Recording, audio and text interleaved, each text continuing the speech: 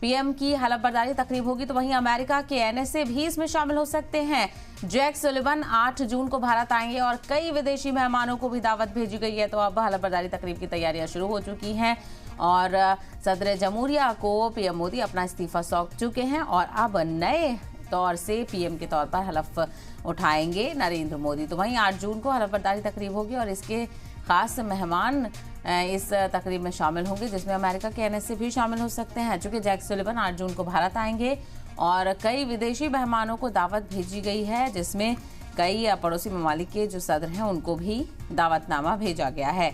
तो आपको बताते चलें, श्रीलंका के सदर समेत बांग्लादेश, भूटान, नेपाल और मॉरिशस के पीएम को भी मदऊ किया गया है। तो वहीं अमेरिका से एक दोबारा से नए रिश्तों की शुरुआत यहां से हो सकती है, क्योंकि 8 जून को हलफबरदारी तकरीब में अमेरिका के एनएसए भी शामिल हो सकते हैं। 8 जून को तीसरी बार नरेंद्र मोदी पीएम ओहदे का हलफ लेंगे और एनडीए इत्तेहाद की सरकार एक बार फिर से मुल्क में देखने को मिलेगी।